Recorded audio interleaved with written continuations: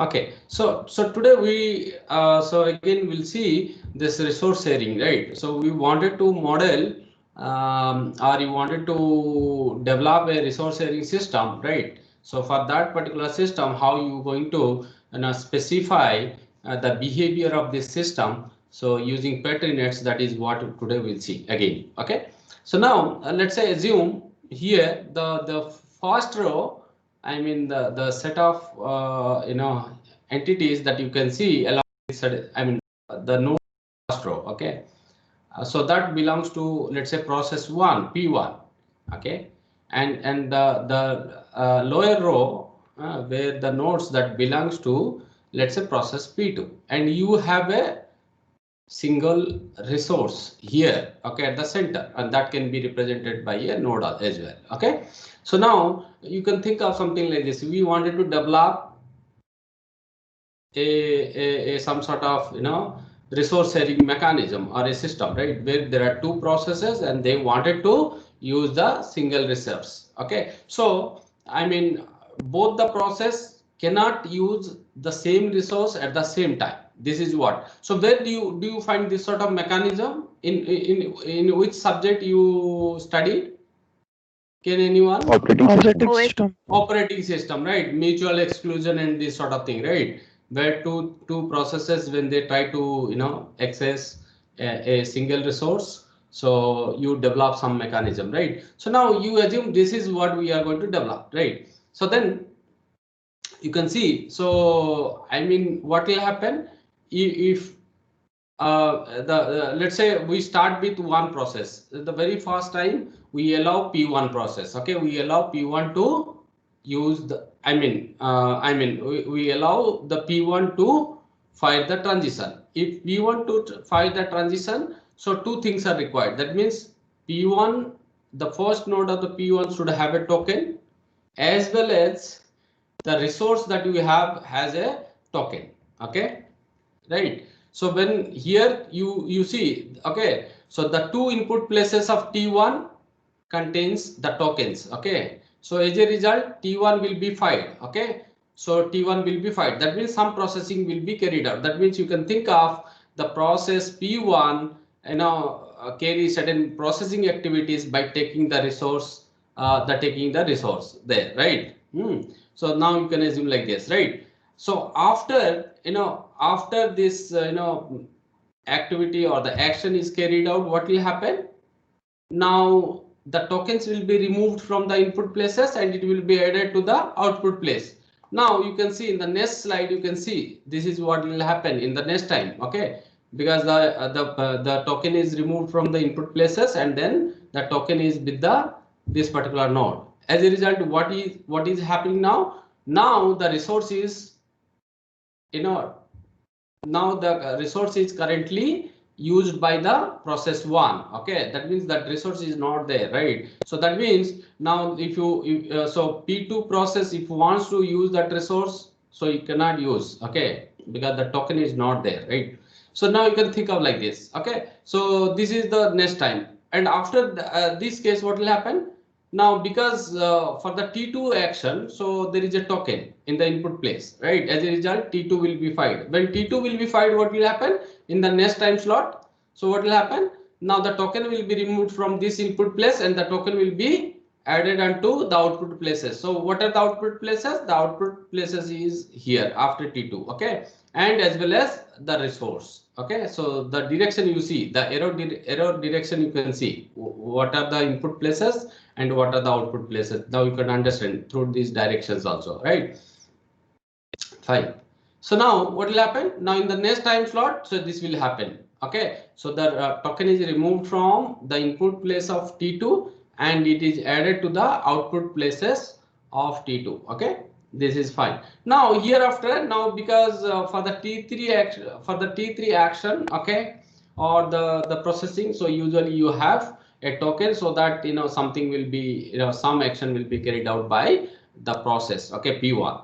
Now what has happened? Now the process P1 here actually used the resource and again given back, again released that particular resource. Okay, now So that means this resource is now available for P1 as well as P2, right? Now what will happen? So again you can think of, so the this after this time, let's say we assume that, okay, in the next instant, what I assume, now I wanted to allow the P2 to access that particular resource. That is the reason why I have now given a token to the P2 process, not to the P1 process, right? If you give again token to a P1 process, what will happen? Usually, so there will be a loop. So that means the P2, P1 will be continuously using that particular resource. Now, but we wanted to use a time sharing sort of system, right?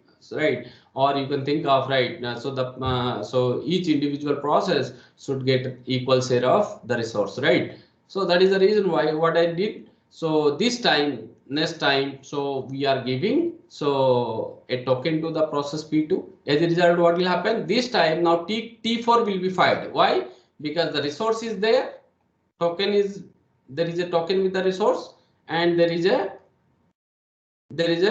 token with the process, right? So now in the next what will happen after the T4 is fired? Now the token is with the next node. Okay, so now because a token is with this particular process P2 is carrying out set, and after that P2 can carry out certain other activity called as T5.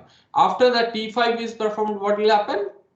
Now the token will be removed from this place and it will be added to the output places. So output places are two output places again, right? So the resource as well as there is another entity who is going to who is going to do certain other activities. Okay, now you can think of, right? So what is happening again? The token is with the resource, right? Now in the next time I can say I can give a token to P1 so that the T1 will be fired and there will be that resource will be used by the P1 process, and thereafter it will continue. Okay, so you can see now you can design this sort of, you can develop the specification for this sort of system, right? So this is what we, any doubts of our students regarding this resource sharing?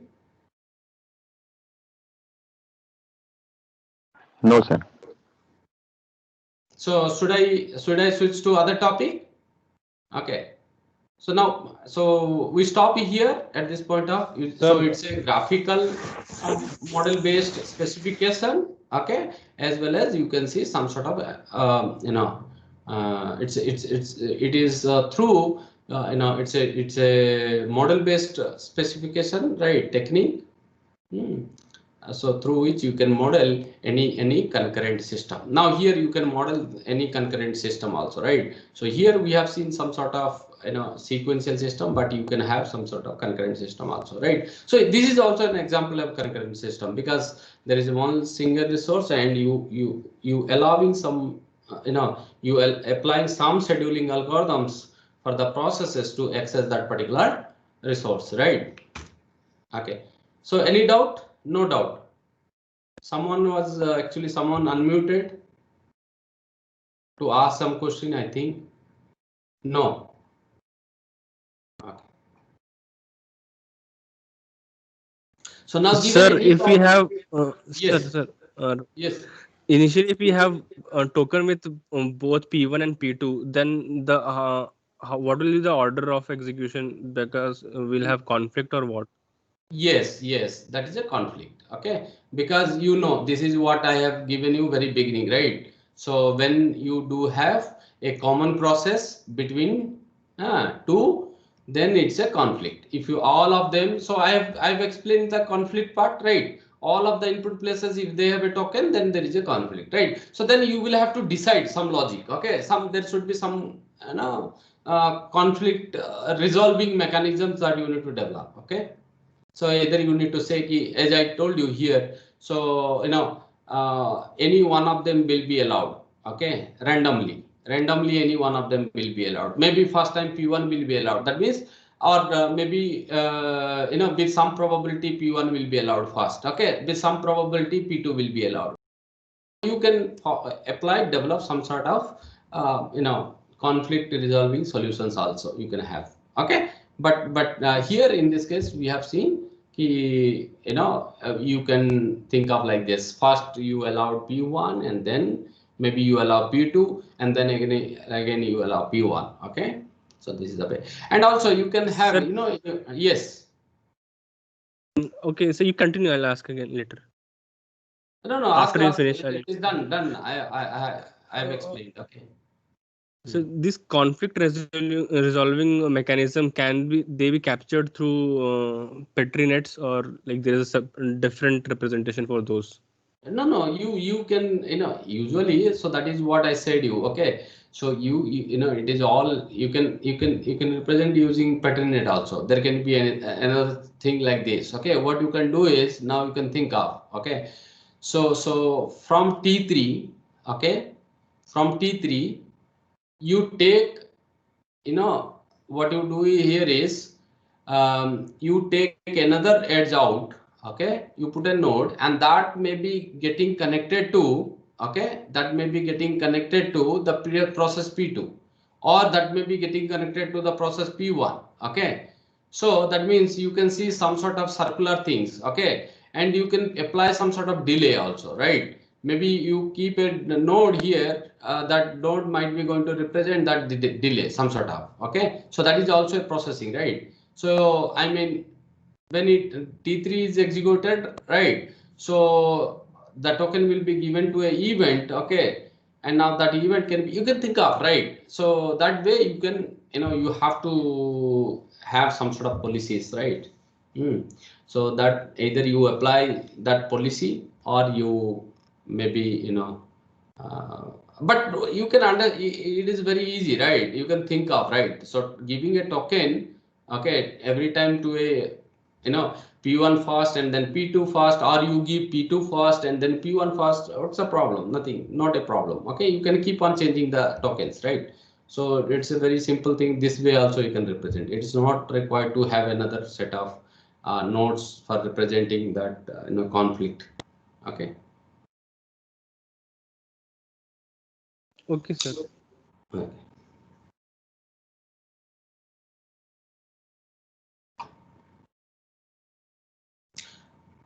So now I start something.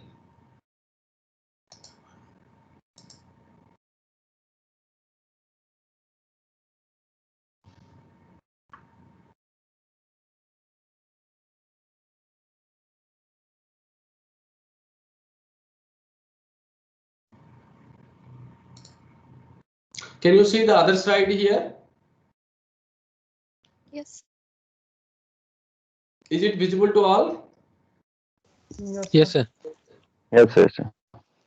Okay. Fine. So now, so we have discussed about this specification, formal specifications, right? Now we'll discuss about the other topic called as software project management. Okay. So during my initial lectures, so, you know, maybe, you know, in the first or second lecture we always talked about software, you know, project planning and all, right? So those things will be part of this software management. Okay, so we have talked about jet specification prettiness in the last lecture, right? So now what is a software project management? So the main goal of this is to enable a group of developers effectively of a, so ultimately, so, you know, our objective is to make the different, you know, skilled people work together. Okay, together towards the completion of a project. Okay, so that means, so we need to manage them, right? So certainly we need to manage, because there are different people working in this particular project. So at what point of time, okay, who will work on which particular, you know, piece of code, piece of module, right? And what resources really we need to have in order to start that particular project initially, right? Or I mean, what sort of effort that really will require, you know, for that particular project. So everything should be, you know, managed here. Okay, we'll see all of them, right? So very important topic under this project management is project planning. So project planning is undertaken and completed before any development activity starts, right? So before the project starts, so we need to we should plan first. Okay, so it requires utmost care and attention, since commitment to unrealistic time resource estimates results in schedule slippage and project failure. That means, so if you have not properly estimated the time it will take from development, start of development, from start of requirement gathering to till the deployment. Okay, if that time is not properly estimated, right, and what resources how much resource we really require.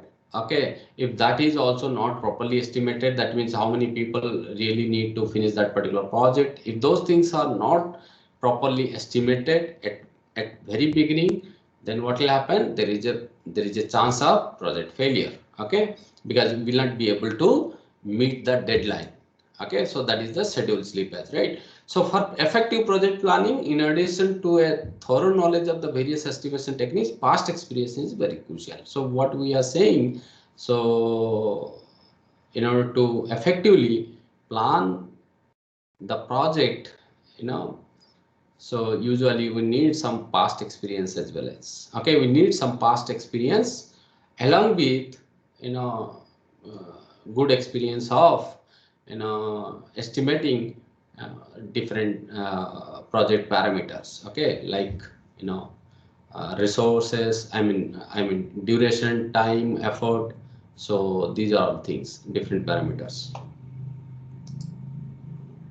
So now, so part of this project planning, actually a project manager usually carry the certain number of activities. Okay, so the first activity here is, so he will be carrying out some estimations, estimations, so for different project attributes, right? One may be the cost.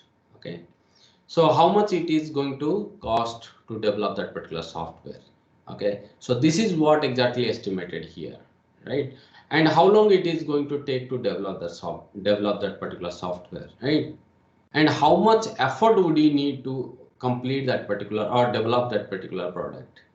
Okay, so these are the different parameters actually will be estimated. Okay, now, so once these parameters are estimated properly, right? So cost, duration, and effort. Okay, if they are if they are estimated properly. Okay, so then you can accordingly you can schedule the resources, and you can recruit the resources. Like, scheduling and staffing, they are actually dependent on the accuracy with which these three estimates have been made. That means, so once this cost of the project is estimated, duration of the project is estimated, effort required is estimated. Now, once these are parameters estimated, then thereafter we can, we can plan accordingly we can plan for recruiting, uh, skilled people for that development of software. Okay.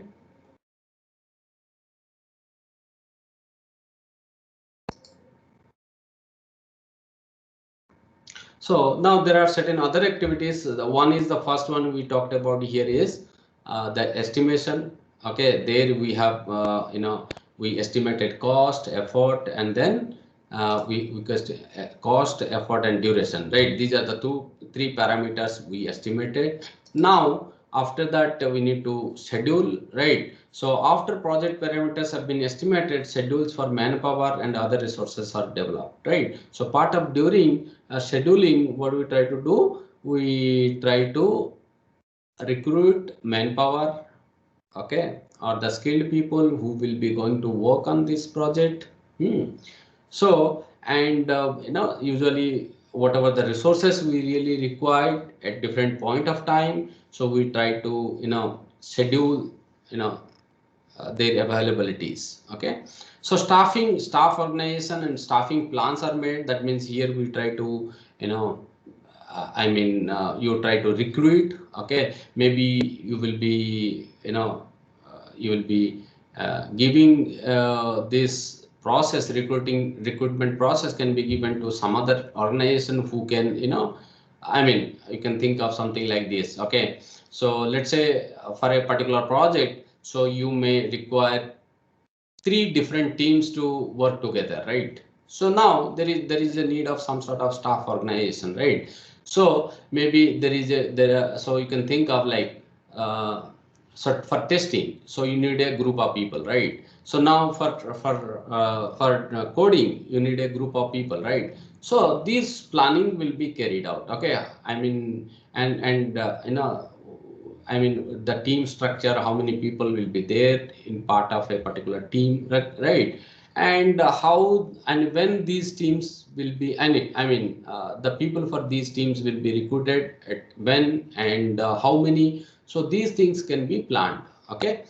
Once if time, duration, cost, and then what is that parameter? So effort, right? If these 3 things are estimated properly, then you can accordingly, you can schedule and you can carry out the staffing activity, right? So and the final activity will be carried out by the project manager. Here is a risk management. Okay. So now you can you can plan for certain plan for some of these activities like quality assurance and configuration management, how you can configure all of these different versions of the software, right? So because you will be creating multiple number of versions of a particular software, right? So how you can manage those particular versions, and then how you can configure them, right? And how the you can assure that the software that you are going to develop is going to meet the quality requirements. Okay. So those things will be part of requirement risk management. Okay. So now this is what exactly. So part of a project planning. So you can think of like this. So I said you first initially you need to estimate the size, because unless or until so how large the particular project is, so you cannot estimate how much effort, cost, duration, and all, right? So first you think that you need to understand, you need to estimate that how large this particular project is. What is the size of this particular project, whether it is a small sized project or it's a large or it's a middle sized. Okay. So now first you need to estimate the size. Okay. And once the size is estimated, thereafter you can estimate effort. That means if you know that it's a large project, maybe you can easily estimate that the effort will be required for this project maybe 1 year. Okay. If it is a small project, the effort will be required for this project will be, maybe you can think of maybe 6 months. Okay. So 6 months, right? You can think of as of now. Okay. And similarly, so that is what I try to say. Okay. So you require effort is something we'll define later on. Okay. As of now, you just understand like this. Okay. So maybe 20 people will be required to work for 1 year. Okay. In order to complete that large project. Maybe for a small project, so maybe it will take 1 month. 10 people will be working. 10 people will be working for 1 month in order to complete that small project. So this way, that is the effort. Okay. So now, so you can easily estimate the duration also, how long time you will take. Okay. And similarly, once this effort is estimated, thereafter you can estimate the cost also, right? As I told you, effort is something, how many number of people will be working for a certain duration of time. If you know this, usually you can compute the cost. Okay. Because let's say I said 100 people working for 1 month. Okay. So if you are going to pay everyone 1 lakh rupees, So what will happen? So 100 people working for 1 month means you are going to give 1 crore rupees. So now you can easily estimate the cost. So the cost of that particular product will be 1 crore rupees, right? So this is a way that you can understand. Now, once the duration is estimated and the effort is estimated, now you can plan for staffing. That means you can plan for recruitment. Okay. So as I told you, so 100 people required to work for one year, right? Now, and you know the duration is 1 year and how 100 people will be required throughout the year. So now you can plan. Let's say no, first month you recruit 10 people. In the second month you recruit another 10 people. This sort of, you can plan accordingly how you can, uh, recruit those teams. Okay, the people required for. And now that is what exactly, so you can schedule also. Okay, accordingly you can schedule the resources, right, as well as. So these are the things that will be carried out part of any project planning. Now we'll see that. So okay, so part of any project planning, so what sort of deliverable it comes, it gives. Okay, so after the project, software project planning, so usually a software project management plan document. Okay, so as before we have seen, so from requirement analysis, so we have seen software requirement specification document. Similarly, from the software project management plan, so you can get this sort of document. Okay, so now we'll discuss certainly what are the different sections that will be there part of any software project management plan document. Okay, so the first here is introduction. So you will be going to give brief objectives of the activities, okay, will be carried out. Okay, so major functions, whatever the major functions that that will be carried out. Okay, so now you will be if at all any performances issues are there, so you will have to discuss out here part of performance issues, right?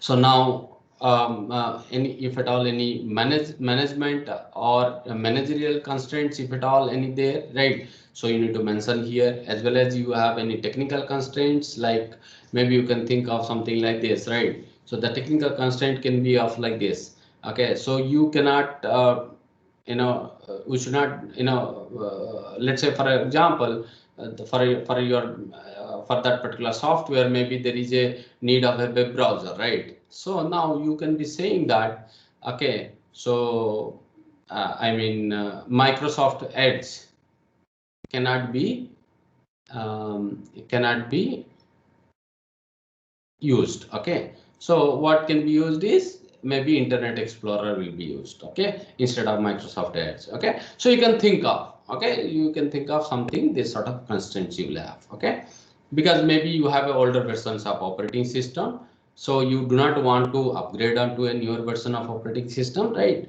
So that means if, so the newer versions of operating system, they support Microsoft Edge. Okay, so they do not support Internet Explorer, right? So this sort of thing, any technical constraints if you have, right? So and thereafter the second part where we talks about the project estimates. Okay, so we are going to estimate the project, different parameters, right? So the parameters can be of like this: effort, resource, cost, project duration. These are the various parameters, right? And you can use some historical data to, in order to estimate all these things, if at all any historical data available, right?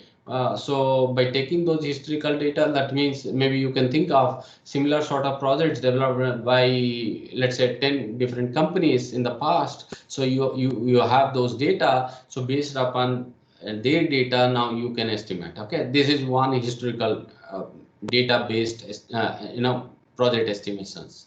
And also there are certainly, we have a few other estimation techniques available. So there are empirical techniques. Okay, so there are many techniques. We'll discuss about those techniques maybe in the next lecture. Okay, so you will be using those techniques in order to estimate these projects, right?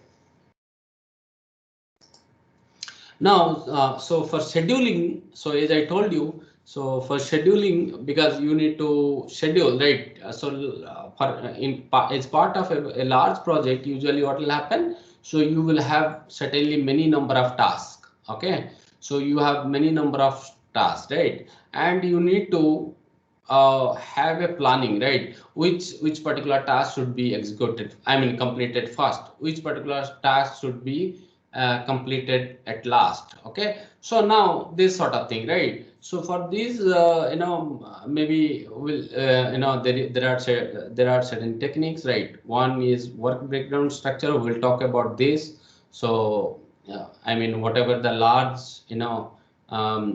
system that you have, okay, I mean, whatever the large task that you have, the task will be divided into smaller tasks, okay, and you will be exactly, I mean, that is what. So large, whatever the large work that you need to finish, so that will be broken down into smaller works, and those smaller works needs to be solved, okay, at different point of time, right? So similarly, so now there is a task network representation. So we will talk about that. There is a Gantt chart representation. There is a PAT chart. So we'll talk about them separately.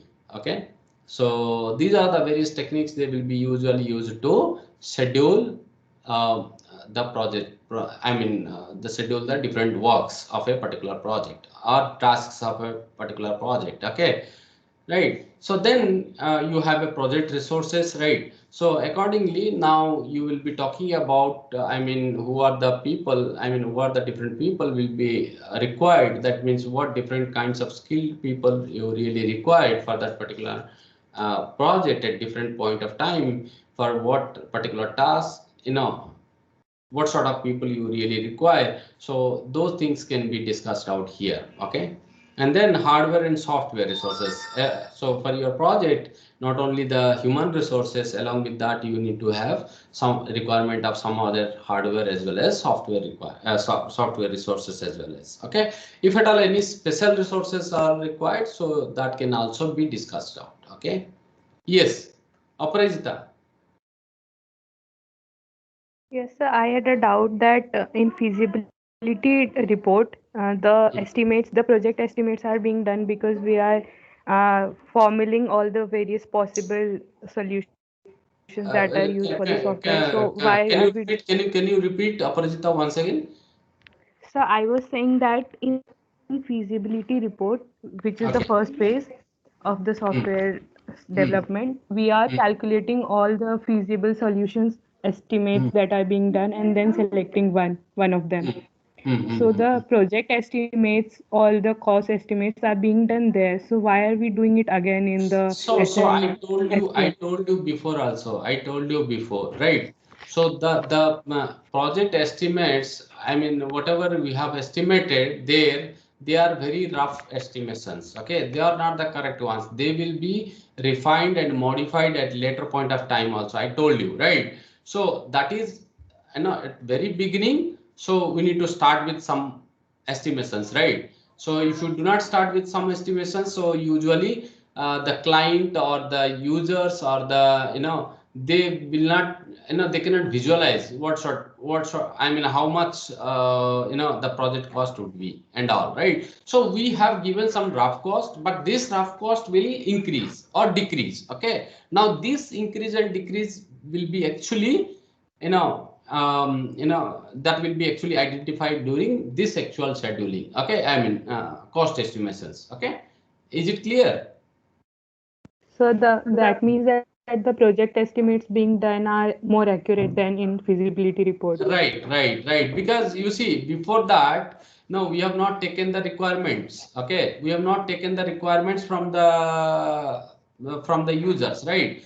Before that only we have given estimates. Now, after taking all of the requirements, okay, after analyzing everything, now you are going through an estimation. Okay, so that means definitely it will be better than the previous cost. But so they will be within a some sort of what you say range. Okay, it should not happen like we estimated based upon our experience, we estimated that it would cost 1 crore rupees. But after estimation, after taking requirements, okay, everything. So if it is going like 10 crores, what will happen? The customer will not be interested, right? So anyway, so that means so initially we are giving a rough scope, okay, and there now we are actually refining that. Okay, this is what we are doing it. Okay, any doubt? No, Hello, sir. sir. Thank you. Yes, yes. Sir, can you please tell why are we considering using a web browser and the front end as a non-functional requirement? Can't we just categorize it as a design requirement? Yes, yes, it can be. Okay, that is, but you see, so I said every requirement is categorized as a functional and non-functional. Okay, right. So now the functional requirement is what? Wherever you see some sort of you are giving input, okay, and you are getting some sort of output, right? Yeah, but here, so web browser case, so the it's not a that sort of, because you are not going to give any input there, right? But it is a requirement at that point of time. The requirement is that you want this sort of web browser, okay? So that is the reason why. So that is a non-functional. It is not a functional. Okay. Sir, does there even exist something like design requirements? Is there such thing exist, You or see, there are? yes, that can be, that can be a design requirement at later point of time. Okay.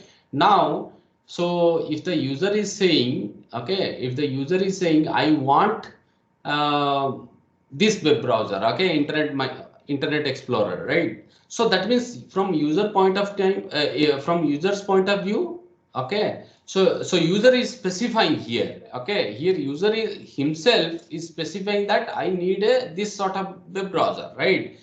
If now while we are designing, okay, our software, at that point of time the designer will say, yes,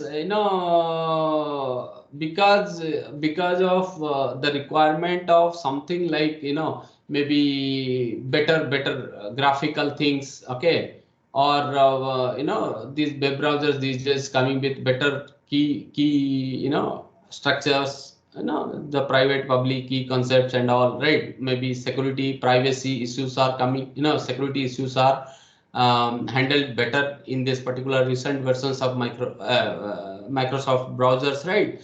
So if during design, so they will be, if they are giving some requirements, so that will be a design requirement. But as of now, usually we have different two sort of requirements, that is a functional and non-functional. Okay, so functional are the ones which will take this, and non-functional are the ones so where it doesn't take any input. That is what we say. Okay.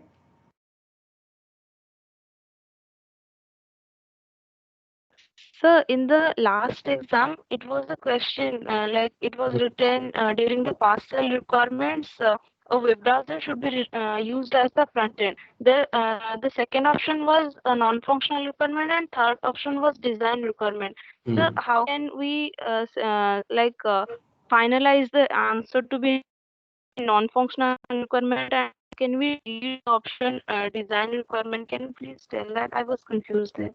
No. You see what I said. Okay. So we are talking about requirement specifications. Okay.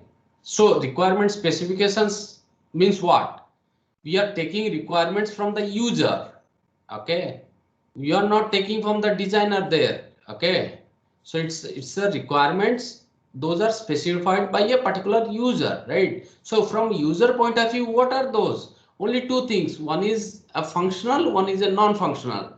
Okay, so functional are the ones which will have a form something like, f of I is equal to O. Okay, and the non-functional are the ones, so we cannot define them, but still they are the requirements. Okay, so the user wants that, yes, I need I need the delay, the response time should be within this 10 minutes, okay, or the response time should take the after giving my input, it should take only 10 milliseconds to respond, right? So this is a non-functional kind of, right? So we are not talking about design requirements there, okay, but there will be design requirements, right? So part of design requirement it can be, okay, but as of now we are talking about specifications, requirement specifications, right? So that could be only a either functional or non-functional, right? Yes, clear. Yeah, yes, sir. Yes, I got it. So your first statement only cleared my doubt. Yes, sir. Thank you, sir. Yes, yes. Yeah, Saroj, you are also going to ask something. Yes, sir. Sir, my question is, so where we are exactly placing this software planning phase in the overall life cycle, So development I cycle? told you before also, right? So it either you can place this project management plan as a separate phase if the project is very large, okay. Otherwise, you can keep this particular phase as part of your requirement analysis, okay. So as part of requirement analysis, you can keep this, okay. So that is what. Is it clear? Sir, so is it, yes, sir. So is it always mandatory to go for this phase? Like, That is it, what I is said. it Okay, depends? if it is a small project, so usually you will not go with. Okay, so you can estimate, right? If within 1 month you need to finish a particular project, or within 2 weeks, okay, you can usually go with just on your tips, fingertips, you can decide. Okay, how many people really require, right? So if it is a very large project, then only you will be going. Okay, so we always, whenever we talk, we talk about the software engineering, basically considering large projects, okay. So there only the chaos comes, okay, there only the problems comes, right? So then you need to have a better software engineering principles, right? So you should be going through some approaches, right? So there are scheduling approaches, right? We will be using them, okay. If it is a very small project, why you will use those scheduling approaches? It's not really required, okay. It is all depends upon the kind of project, okay. Your analyst will start with the requirement, and slowly based upon the document, project size, estimations, and all this, so it will accordingly it will follow, okay. Okay, so yeah, is it clear, Suraj? Yes, sir. Yes, sir. Clear.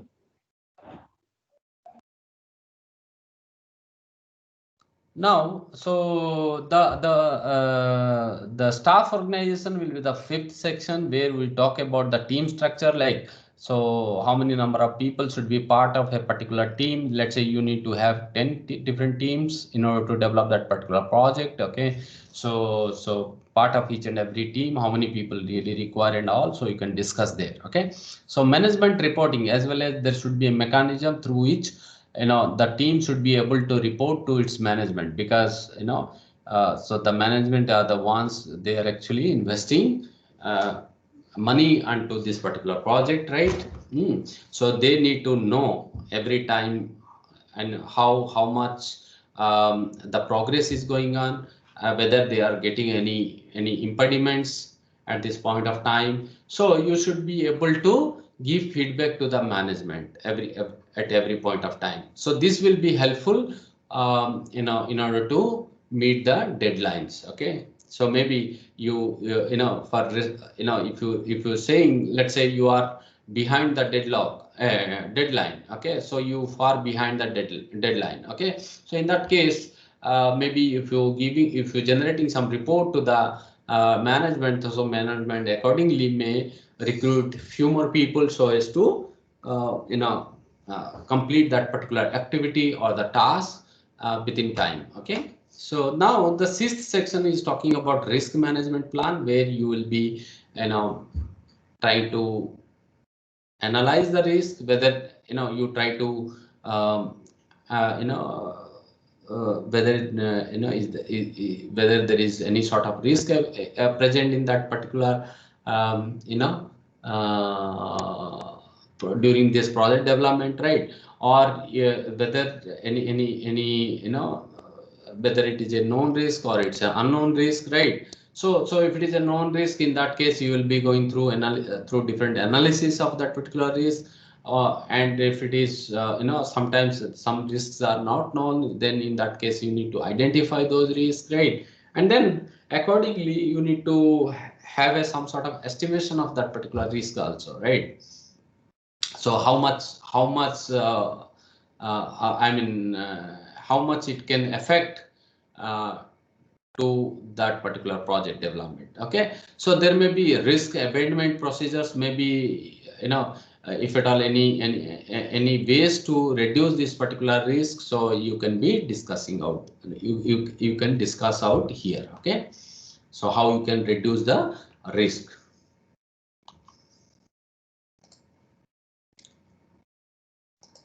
Yeah, so now, so as I said you in the very first in our diagram, that flow chart, so where we have seen, right, so different activities of a project planning. So the first thing is project size estimation, I told you, right? So this one is a very important one. Okay, so first you need to estimate the size of the project, how large this project is. Okay, so how you can estimate that? Okay, because the better, the accurately you estimate the size of a project, okay, which will be now, because so effort and duration and project cost, they are all, because they are all depends upon this project size. Okay, so if you are not accurately if you have not accurately estimated the project size, that means you cannot be able to estimate properly the effort, duration of the project and total project costs, right? So that is what we say.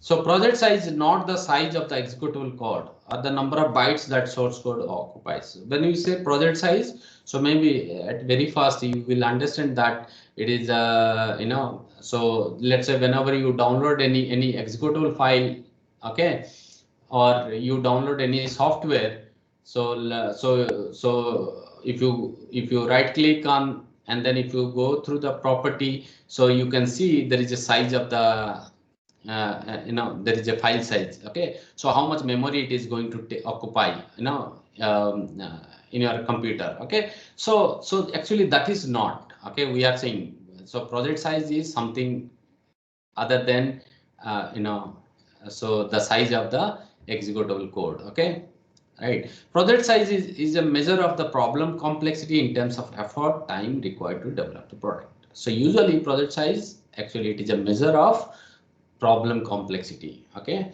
how complex that particular problem is, or the software is. Okay, that I mean the software which is solving that particular problem. Okay, so how complex it is, so how much effort it will require, how much time it will take, okay, to develop that particular product. Okay, so this is the project size. So there are two popular metrics. Okay, we have lines of code and we have a function point. So these are the two metrics will be used to estimate the project size, right? So now, so the first here is a lines of code, that is the source lines of code. Okay, I mean so it's a very simplest among all matrices. Okay, very popular.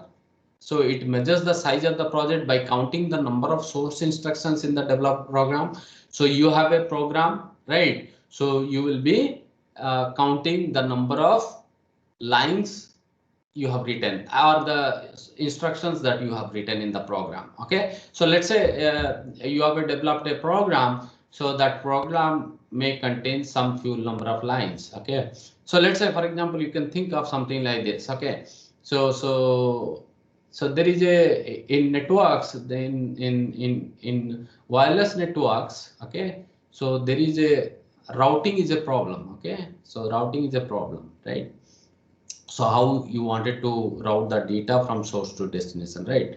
So there certainly people have proposed certain number of routing algorithms, how better way that you can route your data to the destination. Okay, so now, so there is a protocol called AODV. Okay, ad hoc on demand routing. Okay, so distance vector routing, that is a distance vector routing in part of computer network, probably you might have studied. Okay, so now, so that if you see the code for that particular protocol, in any network simulator like NS3, So you will see it almost takes 10,000 of lines, 10,000 of lines being used to develop that particular protocol. Okay.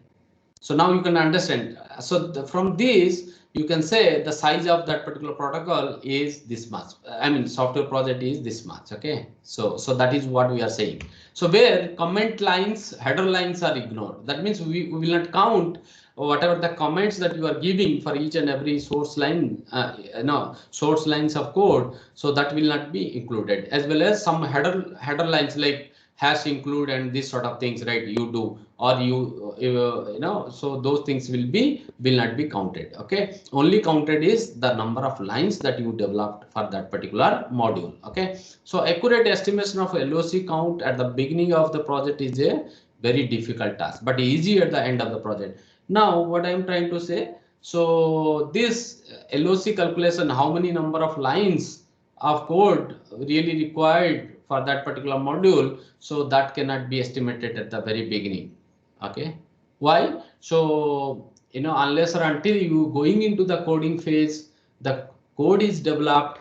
Okay, you cannot know how many number of lines of code that will be there part of your project. Okay, so this is the reason why it is very difficult at the beginning stage, because we are at the requirement level, requirement analysis phase. After that, okay, maybe you are at the requirement analysis phase. Within that phase, you are going through this software planning, right? So at this point of time, we have not developed the code, right? So then how are you going to know how many number of lines of code that will be there for that particular project?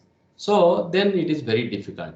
So one can estimate the count at the beginning of the project by a systematic guess. So you may be applying some systematic guess, okay, through which you will be saying that these many number of lines of code will be required. Okay, so where the problem is divided into modules, and these further modules, the modules will be further divided into sub modules and so on. You can have some sort of tree structure, right? So I mean the large module at the root, and then these modules will be divided.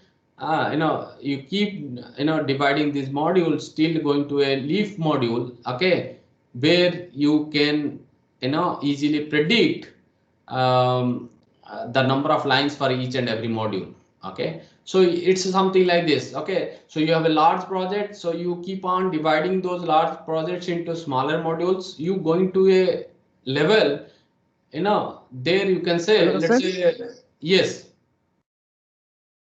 Sir, actually, can you take my attendance because my device is going to dead, means. Okay. Okay, at this point of time, I've downloaded. Okay, it's not a problem. Okay, so I can, Low battery. everything is recorded there. Okay, so at what time you log in, at what time you leave left, and again you come go, so everything is recorded. Okay, based upon that I will take. Okay, anyway, so now what I'm saying here is, yes, ask it. Are you asking something? No.